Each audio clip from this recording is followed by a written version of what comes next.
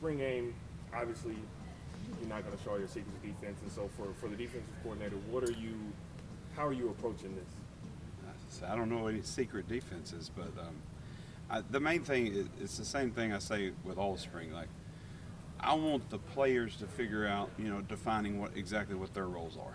That's the big, and like, the things that they've messed up in, maybe that's a missed tackle in practice 8, or it's a bad angle in practice 9, or it's a bad alignment in practice 7. We've got a lot of really good kids that really, really study every day what they do, and they come in every day with a book of questions. And to me, that the culture of them finding out the answers and then being able to take that to the field, that's what I'm looking for in any individual sets. Like right now, it's a lot of different individuals trying to figure out how to play together. And right now, it's more about me just teaching them individually what they're doing every day and how they're trying to find their answers. Because all of them find them in different ways. Some of them find them with reps, some of them find them with meetings, some of them find them with video, some of them have to find them with all three. So like they have to figure out, especially going into this summer phase, where it's a little bit more training, more, you're not out here running around and doing it that way. You have to find different ways to learn and keep learning. And not everybody learns the same way, obviously. So that's what I'm looking for. And then for your younger guys, just how have they, the learning curve, how has that been for them? Good. I mean, there's only one guy in the linebacker room that wasn't here before, so, the guys like Carmelo Overton, Tylan Nash, Isaiah Thomason, Bronson White, there's some new guys and transfer guys that have came in and stuff like that. And the good thing about it is they all had to start off at square one. We've had conversations, but in different defenses or anything like that, but they all had to start out, where do I line up? How do I line up? What's my stance look like? All that stuff. So when they all started over again, obviously those guys have been with me for a while, so they picked it up pretty quick once it got going. What's the collaboration with Spence been like so far in the short time he's been here? Good. I mean, he's been here 10 days, and sort of felt for him a little bit. You come in here and there's a few calls that you've never heard before, and you're going out there to practice, but, Spence is a vet. Like, he goes out there, and what he doesn't know, he doesn't know, and he makes sure that the players know that. I'm always like that with players too. I want to be honest with the players. Like, you don't ever want to give a player false hope.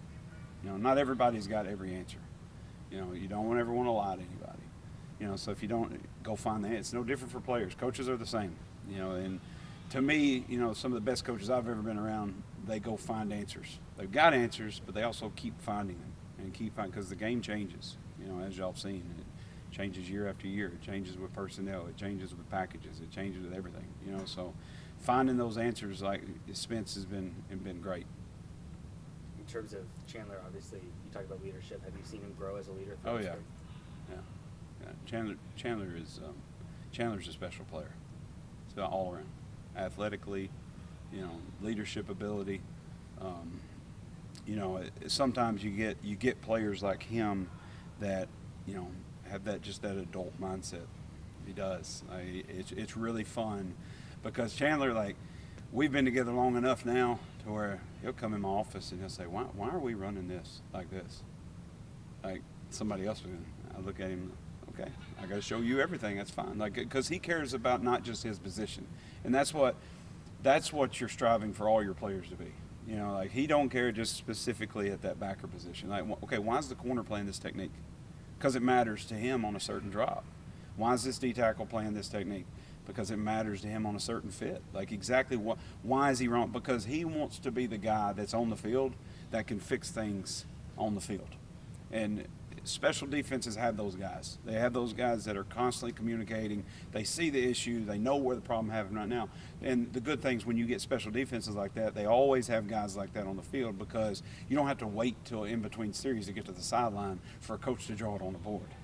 When they come, they've already been told on the field, hey, that play comes up again, you can't be on that side of the ball. You can't be here.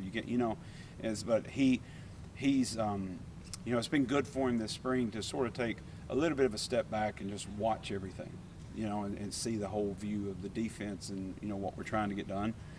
Because with him taking a broader scope now, now he can go back into what exactly his role is and then come back out for fall camp. It's a really good situation right now. With the helmet technology, have you experimented with that? Is he Uh-huh. the person? I've used it. Is he the one who's wearing it? Possibly. I don't know who I'll be talking to. Depends if I'm playing you or not. What am I gonna do? I don't know. I don't know, but I'm gonna find out. I'm What's- gonna be talking to the correct person.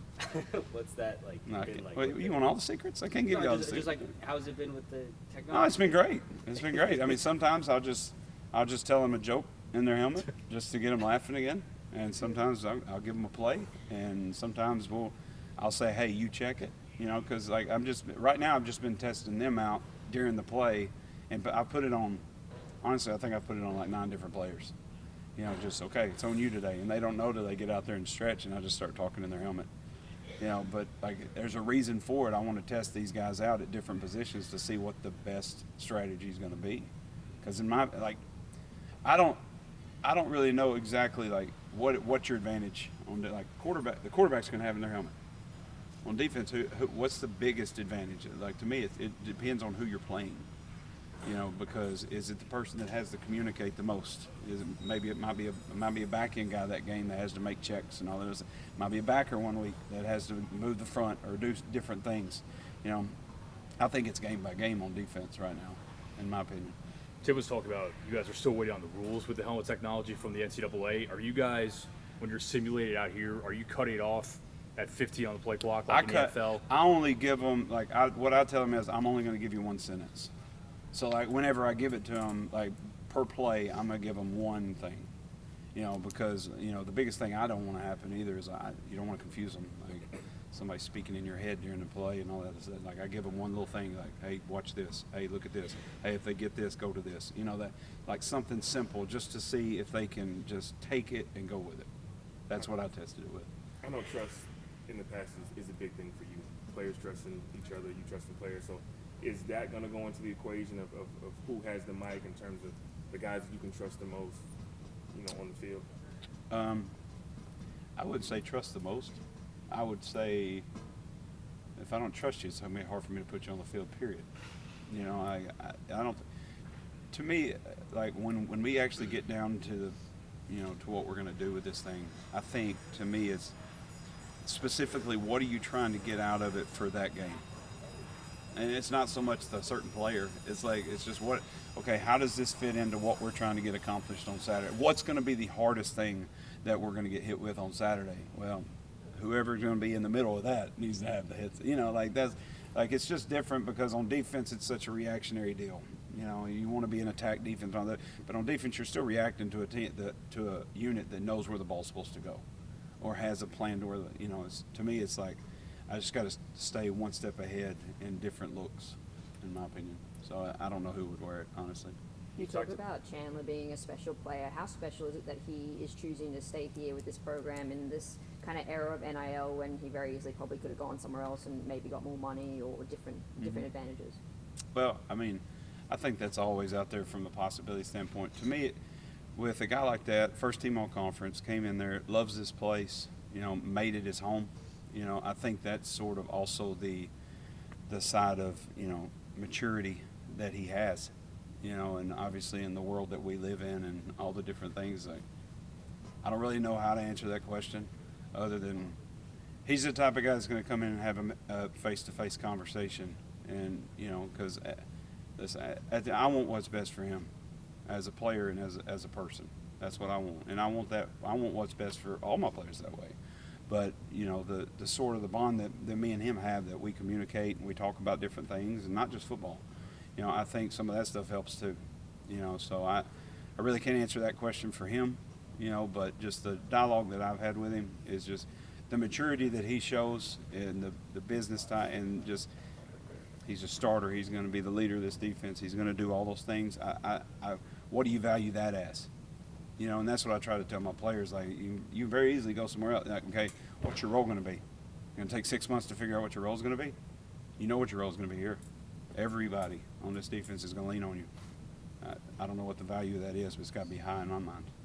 Talked about scheme versus personnel, kind of figuring that out. Throughout spring, do you feel like you're at a point where you've evaluated the personnel to be able to figure out the scheme, or is that going to continue into? It never ends. It never ends. Because you know, the whole growth all the way to fall camp is you're just trying to build as much defensive knowledge to every individual player as you possibly can. You know, obviously you know what they can do naturally, you know, but, you know, the studying and the things we talk about, how we study and how we do things, all that, like, I want them to do what they do naturally the best, but you're also going to find things that, man, he just figured that out. You know, he figured that out on his own. He figured it out watching tape. Well, that just turns into another natural movement. Guess what? That's what we're gonna run. You know, I don't think that ever changes. I don't care if it's the middle of the season. I don't care if it's, you know, yes, we have the defense that we run, but you know, we're gonna have enough things. We're gonna have enough bullets. You know, and I'm gonna be able to get them to do stuff fast. Tim talked about individual development being the biggest thing in spring. Yeah. For your defensive backs going up against a fourth-year starting quarterback with his top 3 receivers all back, how big of a challenge has that been, and what kind of individual growth have you seen from that group? Well, it's always such a challenge to go up against a guy that's just as special as Seth Hennigan. Right, Seth? I'm over here talking about you, man. You can't pay attention? Cool. No, those guys, I mean, the competition every day, you know, and I'll be honest, me and Seth have conversations. You know, we come off practice field, what'd you see? You know, because a guy that's got as many snaps as him, you know, and he's like, well, that was pretty easy to see. Guess what? I'm not running that. You know, like, because every day you get a chance to go out there with Seth and Rock and Demir and, you know, Kobe and Sutton and like all those guys, man, they're talented football players. You know, everybody's going to have talented football players. You know, I think the advantage for us is every day we go out there, it's a challenge for us every day to go up against that offense and Tim calling plays and all that. And I've obviously been with Tim other places too. And, you know, he's very, very smart. You know, obviously I show him something twice, he's going to have an answer for it the second time. You know, so it's always a nice little dance that we play. It's pretty fun. Thanks, Jordan. Hey, Thanks. thank you all. Thanks,